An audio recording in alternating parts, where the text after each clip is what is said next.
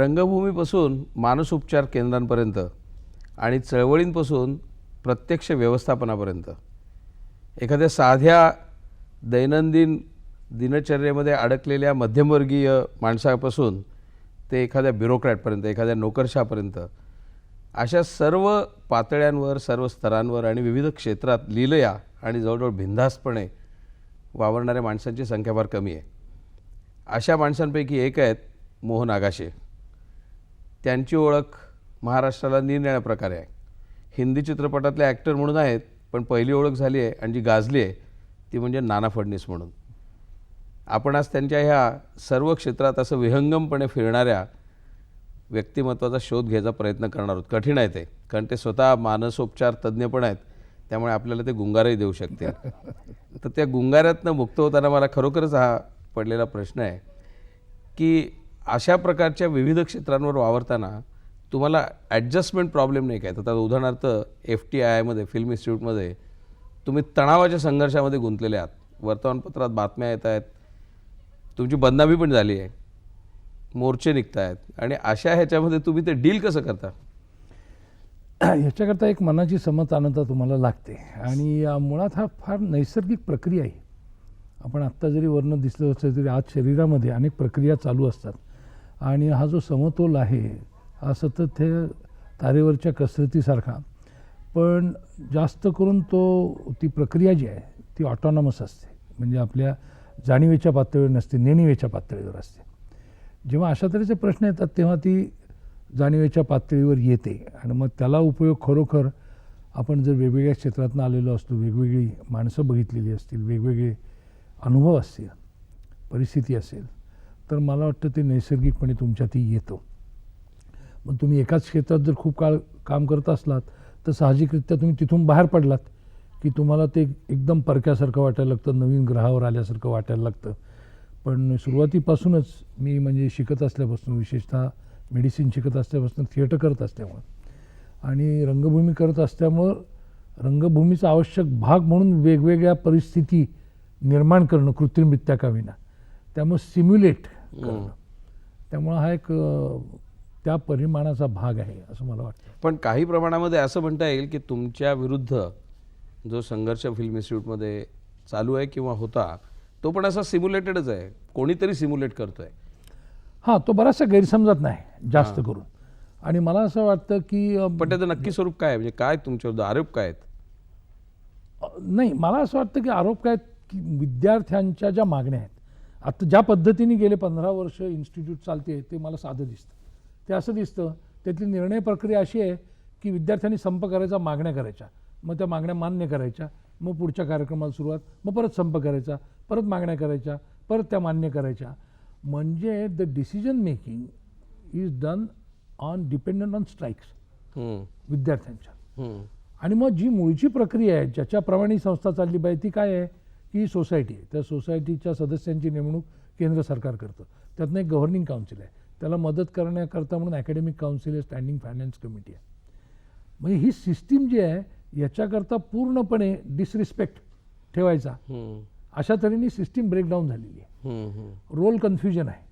मग विद्यार्थी किंवा विद्यार्थ्यांच्या संघटनेला असं वाटायला लागलं की ते गव्हर्निंग काउन्सिल आहेत, मग अभ्यासक्रम काय असावा, इथपासून ती संस्था कशी चालवायची, फी किती ठेवायची, याच्याबद्दलच्या त्यांनी डिमांड्स करणार असतील आणि ते ऐकणार असतील तर मग अशा सदस्यत्वांची काही गरजच नाही. प्रत्यक्षात ते गव्हर्नमेंट डिपार्टमेंट आहे. प्रत्यक्षात ते गव्हर्नमेंट डिपार्टमेंट डायरेक्टली नाही, ऑटोनॉमस आहे, पण सरकारच्या अधिपत्याखालती आहे. पण आता इथे येणारी मुलं मुख्यतः क्रिएटिव्ह एनर्जीज असलेली आहेत असं मानतो. बरोबर. किंवा ज्यांना नेपथ्य रचना शिकायची आहे, प्रकाश योजना शिकायची आहे, ॲक्टिंग शिकायचं आहे, मग अशा लोकांचा इंटरेस्ट जास्त नॉन आर्टिस्ट वेळातच चालला आहे. बरोबर तुमचं म्हणणं. आणि विशेषतः खरं दिसतं कसं, जेव्हा ते संपावर जातात तेव्हा त्यांची सृजनशीलता त्यांनी लावलेल्या पोस्टर्स आणि चित्रामधून दिसते, ती खरं खूप चांगली आहे. अच्छा, खूपच चांगली आहे. आणि तुम्ही म्हणता त्याच्याप्रमाणे ते चॅनलाइज व्हायला पाहिजे की तो काळ त्यांनी संपात घालवण्यापेक्षा ही क्रिएटिव्हिटी जर चॅनलाइज केली, पण ते त्यांचं वय आहे, ते त्यांचं वय आहे. आणि मला आता असं वाटतं की बघा, त्या मंत्र्यापासून ते विद्यार्थ्यांपर्यंत प्रत्येकजण 3 वर्षात बदलतो, संचालक सुद्धा. कायम तिथं राहतं कोण? अध्यापक वर्ग. तो गेले 15-20 वर्ष तिथंच आहे. मग काहीतरी गंमत असली पाहिजे की गेले 15-20 वर्ष हा संपाचं जी सतत सेस्मिक झोन जे आमचं which is affected by strike every 2 years, हे 15-20 वर्ष चाललंय आणि कायम तिथं असणारी लोक हा अध्यापक वर्गही आहे. तर यांचं काही नातं आहे काही तपासून बघायला लागेल आपल्याला. म्हणजे एका बाजूला दिग्दर्शन, अभिनय, नेपथ्य, प्रकाश योजना शिकायला आलेले विद्यार्थी, होय. दुसऱ्या बाजूला अध्यापक वर्ग, तिसऱ्या बाजूला तुमची एक ती अशी डेलिगेट पोस्ट, आणि चौथ्या बाजूला सरकार आणि त्यांची ब्युरोक्रेसी. बरोबर. अशा ह्या पातळ्यांवरती एकाच वेळेला राहायचा असा तो म्हणजे तुमचा परिघात पडलेला आहे. आता त्याच्यामध्ये ब्युरोक्रेसीला हँडल करताना सगळे लोक म्हणतात सगळी अडचण जी आहे टू डील विथ ब्युरोक्रेसी. नाही, ती अडचण कशी आहे, तो त्या यंत्रणेचा दोष आहे खरं म्हणजे, माणसांचा आहे असं मला वाटत नाही. ती यंत्रणा जरा डिफंक्ट झालेली आहे असं मला वाटतं, कारण त्याच्यामुळे डिसिजन मेकिंग लांबतं, एफिशियन्सी नाही. या यंत्रणेचा सगळ्यात मोठा दोष असेल तर डिसरिस्पेक्ट फॉर टाईम. म्हणजे जसं justice delayed is justice denied, तसं ती लोक दर 3 वर्षांनी बदलतात आणि ही वेगवेगळ्या सगळे लोक एकदमही बदलत नाही. त्यामुळे दरवेळेला कुठलीही प्रक्रिया सुरू झाली की त्याला खीळ बसते, आणि म्हणून तुम्ही योग्य निर्णय जरी घेतले असतील तरी त्याच्या अंमलबजावणीमध्ये सारखे व्यत्यय येतात. तर मला असं वाटतं की ही सततची प्रक्रिया जरी असली तरी एक तुम्ही धोरणात्मक निर्णय घेतले की ते निर्णय राबवायला सुरुवात झाल्यानंतर त्यांनी आपली नाळ तोडली पाहिजे त्या इन्स्टिट्यूट, आणि आता प्रयत्न तसा आहे.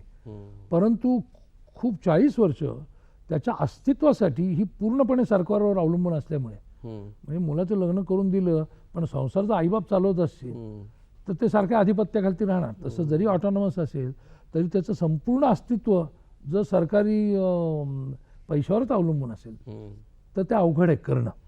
त्यामुळे मग तिथले जे ॲडिशनल सेक्रेटरी, फायनान्शियल ॲडवायझर असतात ते सांगतात की तुम्ही काही ठरवा पण ह्या मर्यादा आहेत तुमच्या. म्हणून ह्याच्याकरता सेल्फ रिलायन्सी कुठल्याही संस्थेला असणं आवश्यक आहे. मग तुम्ही नवीन संस्था काढता, ती वाढीला लागल्यानंतर पहिले 10 वर्ष सपोर्ट करणं ठीक आहे, आपण मुलाला पण करतो, पण शेवटी 15-16 वर्षाचं झाल्यानंतर त्यांनी स्वतःच्या पायावर उभं राहावं निदान थोडं तरी. हां, मग त्याला आता लग्न झालं तर घर करून देऊ, पण रोजच्या भाजीचा पण खर्च द्यायचा, हे जरा मला पण ह्या नोकरशाहीशी डील करताना मला वाटतं तुला सगळ्यात उपयुक्त काय झालं असेल? सगळ्यात उपयुक्त एक गोष्ट झालेली आहे की त्याच्यावर माझी डिपेंडन्सी नाही. अच्छा. म्हणजे मला असं वाटत नाही की अरे बापरे हे मी असं बोललो तर माझी नोकरी जाईल का, ही भीती नाही मला. त्यामुळे मी मनमोकळेपणाने त्यांना सांगू शकतो, त्याचं लॉजिक पटवून देऊ शकतो. म्हणजे तू राजीनामा खिशात ठेवूनच फिरतो असं म्हणतात? कायम. आणि हे मी वैद्यकीय क्षेत्रात असल्यापासून करत आलेलो आहे. पहिले काही 5-10 वर्ष समज असतो. पण गंमत अशी आपण राजीनामे दिले तरी ते पास न करण्याची एक हल्ली परंपरा पडलेली आहे. म्हणजे आता तू राजीनाम्याची तयारी दाखवतोस पण ते पुन्हा no you continue, be happy, असं एक निगोशिएशनच्या पातळीवर असतं. पण त्यांच्या लक्षात आलं की असं जबरदस्तीने कुणाकडनंही काम करून घेता येतच नाही आणि कुठेच येत नाही. तर मग त्याच्यावर काहीतरी पर्याय निघतो. शेवटी आपलं मन त्याच्या, म्हणजे आत्तासुद्धा काय माझे मतभेद असं नाही आहेत असं नाही, पण मला अजून काम करण्याची उर्मी आहे की याच्यातनं काहीतरी करून दाखवू. ती उर्मी जर संपली तर मग काय तुम्ही ठेवलं तर दगड ठेवण्यासारखं आहे ते तिथं. मग पादुका ठेवून आपलं राज्यकारभार केला तरी काय. पण मला वाटतं अजून एक तुला जे विशेष पाहिलं मी काम करताना, तुला जो फायदा होतो तो तुझं जे understanding of minds of people आहे. म्हणजे लोकांचं मन, त्यांची रचना, त्याच्यातले व्यवहार मनाचे समजणं, विशेषतः कॉन्फ्लिक्ट सिच्युएशनमध्ये, त्याचं जे तुला त्या मानसोपचार प्रकरणातनं जे ज्ञान झालं आहे त्याचा मला वाटतं तुला तिथे प्रत्यक्षात ते नोकरशाही हँडल करताना उपयोग होत असला पाहिजे. आणि म्हणून मला तो प्रश्न तुला विचारायचा होता की you are always treated at one level or separately theatre as therapy. तर ही काय भानगड आहे? म्हणजे रंगभूमी, म्हणजे खूप लोकांना हा, मी ज्यावेळेला सांगितलं की थिएटर कॅन बी थेरपी, त्यावेळेला ते म्हणतात एक फॅड आहे. नाही, कुठलीही गोष्ट फॅड होऊ शकतं, पण ते फॅड व्हायच्या आधी त्यात काहीतरी असतं, मगच त्याचं फॅड होतं. पण ही रुटीन आहे जगभर थिएटर ॲज थेरपी? खरं म्हणजे कुठलाही आर्ट फॉर्म हा मुळात थेरप्युटिक आहे. त्याची गंमत अशी आहे, मग त्याच्यातच तुमची एक्सपर्टायझी वाढली की तुम्ही आर्टिस्ट होता. आता कुठलेही लोकप्रकार घे, ते ज्या लोकातनं आलेले आहेत, ते लोकप्रकार म्हणजे अगदी खेळे घे किंवा तमाशा किंवा लावणीसुद्धा, हे सगळे लोकप्रकार, फोक आर्ट्स जे आहेत सगळ्या या मासेसमधून त्यांची गरज म्हणून आलेले आहेत. एंटरटेनमेंट हा त्याचा बाय प्रॉडक्ट आहे असं माझं मत. याचं कारण असं आहे की तेव्हाची जीवन पद्धती ती पाहिली इतकी कष्टकारक होती. म्हणजे एका बाजूनी ह्या देह जो दिलेला आहे तो मॅटरच आहे, त्याच्यात जे मन घातलेलं आहे ते मॅटर नाही आहे. त्या देहाला मॅटरचे सगळे नियम लागावे लागतात, त्या मनाला नाही आहे. मग आत्ता इथून शरीराने उठून जाऊ शकत नाही, मनाने उठून जाऊ शकतो. हम्म. ही गंमत आहे. आणि याची सांगड घालण्यासाठी मग ह्याला मेकॅनिझम काय दिलेला आहे, तर तो आर्ट फॉर्म आहे. हम्म. म्हणजे तुमच्या निगेटिव्ह किंवा पॉझिटिव्ह इमोशन्स या म्हणजे ती सामाजिक मानसिक गरज असं संपूर्णतः गरज आहे आणि ती गरज भागवायचे मार्ग आहेत. आणि म्हणून स्वातंत्र्य जे आहे ते आर्ट फॉर्मला का दिलं पाहिजे, कारण नाही तर you are blocking the channels for catharsis and expression. आणि ते झाले तर मग समाज बिघडेल पूर्ण. त्यामुळे तशा दृष्टीने थिएटर, आता तुम्ही खरं अगदी विचार करा, तुम्ही वेन यू ग्रो अप, आता तुम्ही इथं आहात, तुम्ही घरी गेला की तुमचा मुलगा असतो, तुमची बायको असते, you are in a role of a father, you are in a role of a husband, you are in the role of a son. तेव्हा तुम्ही दरवेळेला अगदी स्वतःच्या संपूर्ण मनासारखं वागूच शकत नाही. तेव्हा नकळत का होते कुठे ना तुम्ही रोल प्ले करत असतात.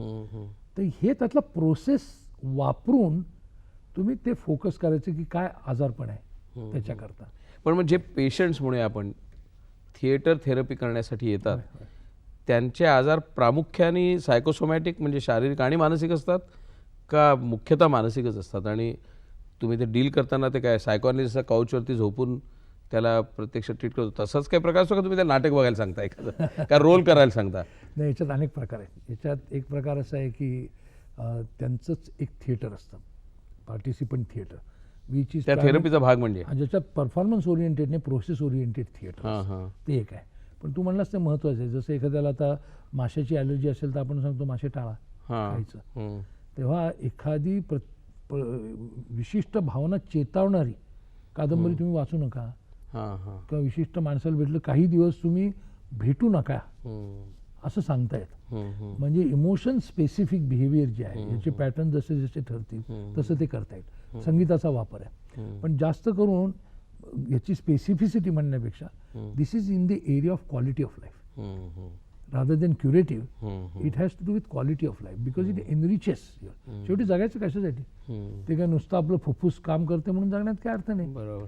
त्याला जर काही क्वालिटी नसेल तर ते जगणं म्हणजे जनावरचं जगणं आपलं याच्यात काही फरक नाही असं मला वाटतं. जगायचं कशासाठी हा प्रश्न इतका बुनियादी प्रश्न झालेला आहे आणि मला वाटतं ह्याच्याबद्दल तुझ्याकडे सांगण्यासारखं काहीतरी इंटरेस्टिंग आहे. आपण 1 मिनिटाचा ब्रेक घेऊन त्या प्रश्नाकडे येऊया. जगायचं कशासाठी असा एकदा प्रश्न चर्चासत्रात एकदा आला असताना तू म्हणला होतास की बहुतेक आपण सर्वजण ॲनिमल लाईफला जगतो. आपल्या पूर्ण मानसिक सगळ्या ज्या प्रक्रिया आहेत, क्षमता आहेत, त्याला पूर्ण वावच देत नाही आणि सगळे आपण ॲनिमल लेवल. नक्की तुला काय त्याच्यात म्हणायचं आहे? म्हणजे एवढं तर आता अजंता एलोरापासून ताजमहालपासून ते आपले कॉम्प्युटरचे सॉफ्टवेअर इंजिनियर्स काहीतरी क्रिएटिव्ह करतात ना. अगदी बरोबर आहे. मी जेव्हा म्हणतो आता तू अजंठा एलोरा किंवा हम्पी ही उदाहरणं घेतलीस म्हणून सांगतो, ज्या काळात हे निर्माण झालं त्या काळात आपल्या देशाची स्थिती काय होती, सामाजिक, आर्थिक, राजकीय, एक प्रकारची सुबत्ता आणि स्टॅबिलिटी होती. जगण्याचे स्तर आहेत आणि या जगण्याच्या स्तरामध्ये उद्याचं अन्न मला मिळेल का नाही आणि उद्या मी श्वास घेऊ शकेन का नाही, या स्तरावर आपण कायम जगलो तर ते ॲनिमल लेवलला झालं. पण या स्तरावरून पुढं जाऊन आपल्याला जर असलं की नाही बाबा 10 वर्ष आपल्याला याची काही दादा पडणार नाही, तर मग आपण वेगळ्या आपल्या आवडीच्या विषयाचा विचार करू शकतो. त्यातून काही उत्पन्न मिळालं नाही तरी ते आपण परसू करू शकतो, कारण आपल्या गरजा भागत असतात. म्हणजे गरज म्हणून जगणं इथपर्यंतच जर जगण्याची पातळी मर्यादित राहिली तर मला वाटतं ते सगळ्यात कनिष्ठ प्रकारचं जीणं आहे. आणि दुर्दैवाने आज आपली सामाजिक आर्थिक परिस्थिती अशी आहे की 90-95% जास्त लोकांना या पातळीवर जगावं लागतं. अशी परिस्थिती कायम नव्हती आपल्याकडे, पूर्वी नव्हती. आज अमेरिकेत तशी नाही. आज आपल्याला जे आश्चर्य वाटतं, अमेरिकेत एक मनुष्य येतो आणि अतिशय महाराष्ट्रातील नद्या हाच प्रकार घेऊन 10 वर्ष त्याच्यावर इतका अभ्यास करतो की महाराष्ट्रातल्या एकाही माणसाला तेवढी माहिती नाही. याचं कारण असं आहे की आज आपली आपली आवड आपण कशासाठी जगतो त्याच्याकरता जगण्याची क्षमता त्याच्यात आहे. म्हणून आपल्याकडे मला असं कायम वाटतं, कायम आपल्याला 2 गोष्टी लागतात. एक गोष्ट जगण्यासाठी म्हणजे त्यातलं फिजिकल आस्पेक्ट आहे, आणि ती दुसरी गोष्ट ते कशासाठी जगायचं. म्हणजे मी थिएटर आणि मेडिसिन का करतो असं विचार, किंवा मी नोकरी का घेतली ती की 6पर्यंत काम केल्यानंतर जेवढा पगार मिळतो त्याच्यात मी जिवंत राहू शकतो. मग उरलेला वेळ मी जे करतो ते मला कशासाठी जिवंत राहायचं आहे, त्यातनं जो आनंद मिळतो. गुंतवणूक नावाचा शब्द आहे आपल्याकडे, आणि दुर्दैवाने असं झालं गुंतवणूक पैशाची असते. त्याच्याहून जास्त महत्त्वाची गुंतवणूक ही वेळेची असते. तुम्ही वेळ कसा गुंतवता आणि विशेषतः कुठल्या वेळात तो कसा गुंतवता याच्यावर त्याची रिटर्न्स अवलंबून असतात. पैशाची रिटर्न्स कधीही बुडू शकतात, पण वेळेच्या गुंतवणुकीचे रिटर्न्स कधी बुडत नाही. पण म्हणजे ह्याच्यातनं एक असा मुद्दा उपस्थित होतो की दारिद्र्य रेषा आपण मानतो काय बाबा 30-35%, आता अधिकृत डेटाप्रमाणे 26% लोक दारिद्र्य रेषेखाली आहेत. पण तू जे म्हणतोयस त्यांनी सांस्कृतिक दारिद्र्य रेषा असा एक वेगळा संकल्पना सांगायला पाहिजे. अत्यंत महत्त्वाची आहे ती. कारण तुझ्या या म्हणण्याप्रमाणे 90% लोक जर ॲनिमल लेव्हलला जगत असतील तर सांस्कृतिक दारिद्र्य रेषा ही प्रत्यक्ष दारिद्र्य रेषेच्या कितीतरी वर आहे. होय, बरं. आणि मग तसं जर असेल तर मग प्रत्यक्ष आपल्या समाजाचं चित्र फार विदारक काय असं म्हणायला लागेल. नाही तसं गंमत. नारायण सुरांची कविता जर वाचली, अशाही रस्त्याने जाता येते, हां. हां, तर त्यातलं मुलं इतके हसत असतात म्हणून गटाराच्या पाण्याशी या डोळ्यांचे काय नाते, हम्म. असं एक तो विचारतो. हम्म. म्हणजे सांस्कृतिक दारिद्र्य रेषा आणि सांस्कृतिक समृद्धी ही नेसेसरली आर्थिक समृद्धीशी निगडीत नाही, हम्म. पण याची जाण आली पाहिजे आपल्याला. हम्म. म्हणून नीड आणि ग्रीड यातला आपण फरक ओळखता आपल्याला आला पाहिजे. हम्म. आणि दुर्दैवाने आज असा मटेरियलिझमकडे परत, जो आपल्या देशाचा मूळचा वारसा नाही ॲक्च्युली, हम्म. त्याच्याकडे ओढत गेल्यामुळे hmm. We will invite trouble if we focus on that. किंबहुना आता गरजेचं रूपांतर लोभामध्ये इतक्या वेगाने होत चाललेलं आहे करेक्ट. की आणि असं अतिशय व्हल्गर, अतिशय चीप प्रकारचा लोभ लोकांच्या दृष्टीतही दिसतो. म्हणजे त्या कन्झ्युमरिझमचा एक लोभ हे. पण ही सायकल आहे काय, जसं भुकेलेल्या माणसाला आपण जिलबी खात सांगू शकत नाही बाबा की कसा तो चांगला आहे, त्या स्टेजमध्ये आपण आहोत. तर त्या अनुभवातनंच ते शहाणपण येईल, ते सांगून येईल असं मला वाटत नाही. परंतु हा जो कॉन्शियसनेस, ही जाणीव जर तयार करायची झाली, सांस्कृतिक जाणीव की ज्याच्यामुळे आपण सांस्कृतिक दारिद्र्य रेषेच्या बाहेर येऊ, ज्याचा आर्थिकतेशी संबंध नसेल, तर त्याच्यासाठी चळवळ पाहिजे. आणि आत्ता तर आपण प्रत्यक्षात पाहतोय की तू ज्या वेळेला आलास थिएटर अकॅडमीतर्फे, नाना फडणीस, घाशीराम कोतवाल, त्यावेळेला जशी व्हायब्रंट थिएटर मुवमेंट होती तशी आत्ता कुठेही दिसत नाही. काळ बदलतो, त्याची परिमाणं बदलतात. आता जेव्हा फिल्म आल्या मुळात, तोपर्यंत आपल्याकडे साधन होतं फक्त रंगभूमीचंच होतं. एकेकाळी संगीत रंगभूमी म्हणजे अगदी म्हणजे ज्याच्यावर आज एक नाटक होऊ शकतं, ज्याचा बॅकड्रॉपवर बेगम बरोबरसारखं नाटक होऊ शकतं, असं ती रंगभूमी गेलीच, पण रंगभूमी नाही गेली. तसं त्या फिल्मबरोबर आता टेलिव्हिजन आलं, आणखीन एक नवीन मीडियम आलं, ॲड झालं त्याला. मग अदूर फार चांगलं एक वाक्य बोललं की जेव्हा सायलेंट फिल्म्समध्ये साऊंड आला तेव्हा त्याला टॉकी म्हणायला लागली, पण ते खरं चुकीचं येतो म्हणलं. Movie, film is movie and television is talkie. कारण टेलिव्हिजनमध्ये साऊंड जास्त असतो, पण फिल्ममध्ये अजूनही फ्रेमिंग आणि व्हिज्युअल इमेजला खूप किंमत आहे. ते नवीन मीडियम झालेलं असल्यामुळं आता लोक तीच आहेत, त्यांना चॉईस वाढला मीडियमचा. मग पूर्वी एकच कोलगेट पेस्ट होती आणि आता 10 प्रकारच्या पेस्ट आल्या, तेव्हा माणसांचा चॉईस वाढला. त्यामुळे रंगभूमी जास्त कॉम्पिटिटिव्ह आणि चांगली होऊ शकेल असं मला वाटतं. ती बंद होईल असं मला वाटत नाही. हे पॉझिटिव्ह इंटरप्रिटेशन झालं. पण आता एक 100-125 वर्ष प्रथम संगीत रंगभूमी, मग काय जर थोडीशी वैचारिक, मग तो कलेक्टिव्ह फॉर्म आला ऑपेरा टाईपचा, घाशीराम कोतवाल, 3 पैशाचा तमाशा. आणि आत्ता अशी प्रयोगशीलता जशी त्या काळात होती तशी दिसत नाही. त्या अर्थाने मला चळवळ म्हणायचं होतं. मला असं वाटत नाही, ती जाणवत कमी असेल कारण त्याच्याबरोबर इतर मीडिया वाढलेत. हां, मी एक म्हणेन आत्ता अलीकडे मी पाहिलेले त्याच्याप्रमाणे बंगाल आणि महाराष्ट्र जे अग्रेसर होते रंगभूमीत, त्यात अजूनही महाराष्ट्र चांगला आहे कारण तरुण लेखक आहेत आपल्याकडे अजून. आता त्यातले बरेचसे लेखक, बंगाल आपल्या मागे असं आत्ता मला तिथे लेखक आहेत नाटकाचे, नवीन नाटककार कोण आहेत तर दिसतच नाहीत कोणी. अच्छा. पण आपल्याकडे अजूनही शफाअत खान आहे, शेखर फणसळकर आहे, श्रीरंग गोडबोले आहे, अनेक लोक नव्याने नाटक लिहित आहेत अजूनही. पण निदान रंगभूमीवर आपण आहोत, पण चित्रपटात काय आपल्याकडे सत्यजित रे, मृणाल सेन, ऋत्विक घटक असं कोणी नाही. आपण चित्रपटात मागे आहोत. आपल्याकडे होऊन गेले. प्रभातचा जो काळ होता हा अतिशय सुवर्ण, म्हणजे प्रभातचा काळ होता तो, पण मराठी चित्रपट इतका अग्रेसर होता. दामले, फत्तेलाल, ही मंडळी जेव्हा होती तेव्हा त्याच काळात तिकडचा. पण रे आणि मृणाल सेन जे नंतर आलेले आहेत, त्याच्यानंतर आत्ता बंगालमध्ये 1-2च लोक आहेत. गौतम घोष आहे, हा नवीन आलेला दहन ज्यांनी केलेला आहे आत्ता. त्यांच्याकडे ऋतुपर्ण खूप जोरात चाललंय असं नाही. तुम्ही आता ॲव्हरेज बंगाली सिनेमाचं बघितलं आणि सिरियल, काही मराठीने त्याच्यात फरक नाही. म्हणजे you cannot go by the exception. म्हणजे कमर्शियल, सेंटिमेंटल, अगदी पूर्ण प्रापंचिक टाईप. हिंदीने विसरलेला आहे तो अगदी. सत्यजित रेच्या बरोबर तू काम केलंयस आणि मला वाटतं फार कमी असे मराठी नट आहेत की ज्यांनी सत्यजित रेच्या दिग्दर्शनाखाली, मार्गदर्शनाखाली काम केलंय. काय व्हॉट वॉज हिज हॉलमार्क? म्हणजे एवढं जगाने त्यांना भारतामध्ये येऊन ऑस्कर अवॉर्ड दिलं आणि त्याचा जगभर संबंध टेलिव्हिजनवरती खऱ्या अर्थाने गाजावाजा झाले. तर काय त्या माणसामध्ये जादू होती की मी तुला दोन गोष्टी सांगतो. मला असं वाटतं प्रत्येक व्यवसायामध्ये दोन प्रकारची लोकं मी पाहिली. वन म्हणजे professionals, money makers and film makers, money makers and doctors, money makers and engineer. त्यातला मनी मेकर हा एलिमेंट कॉमन आहे सगळ्या कुठल्याही धंद्यात.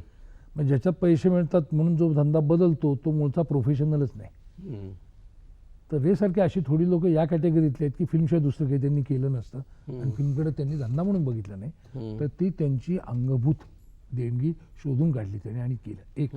दुसरं, आज अनेक वेळा दिसतो की एखादा मनुष्य असं एक फिल्म करतो त्याच्याबद्दल अपेक्षा पुढच्या 5 वर्षात कुठे जातो कळतच नाही. ही कन्सिस्टन्सी नावाची गोष्ट असते over a period of time. ती कन्सिस्टन्सी 35 वर्ष सातत्याने करणं आणि त्यात पुन्हा लोभ आणि गरज हे दूर ठेवून बरोबर आपल्याला पाहिजे ते करणं सगळ्या ऑर्डर्स कर. 2. 3, मला वाटतं मी त्यांच्या संपर्कात आलो ते पहिली टेलिफिल्म केली त्यांनी. त्या जोपर्यंत ते सद्गती ना? सद्गती. ही टेलिफिल्म 50 मिनिटाची टेलिफिल्म त्यांच्याबरोबर करत असताना मला असं वाटत होतं की हा मनुष्याची पहिली फिल्म आहे का.